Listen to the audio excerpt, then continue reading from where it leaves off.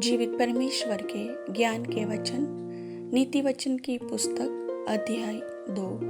हे मेरे पुत्र, यदि तू मेरे वचन ग्रहण करे और मेरी आज्ञाओं को अपने हृदय में रख छोड़े और बुद्धि की बात ध्यान से सुने और समझ की बात मन लगाकर सोचे, यदि तू प्रवीणता और समझ के लिए अति यत्न से पुकारे और उसको चांदी के समान ढूंढे और गुप्त धन के समान उसकी खोज में लगा रहे, तो तू यहोवा के भय को समझेगा और परमेश्वर का ज्ञान तुझे प्राप्त होगा, क्योंकि बुद्धि यहोवा ही देता है।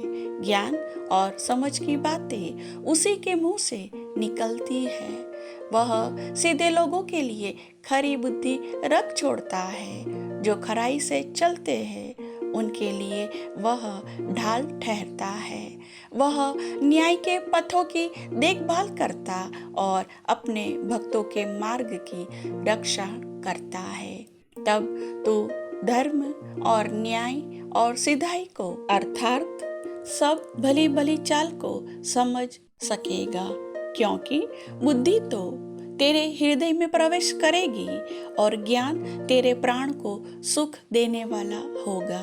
विवेक तुझे सुरक्षित रखेगा और समझ तेरी रक्षक होगी, ताकि वे तुझे बुराई के मार्ग से और उलट फेर की बातों के कहने वालों से बचाएंगे, जो सिधाई के मार्ग को छोड़ देते हैं ताकि अंधेर मार्ग में चले, जो बुराई करने से आनंदित होते हैं और दुष्ट जन की उलट फेर की बातों में मगन रहते हैं, जिनके चाल चलन टेढ़े मेढ़े और जिनके मार्ग में कुटिलता है। बुद्धि और विवेक तुझे पराई स्त्री से बचाएंगे, जो चिकनी चुपड़ी बातें बोलती है और अपनी जवानी के साथी को छोड़ देती और जो अपने परमेश्वर की वाचा को भूल जाती है।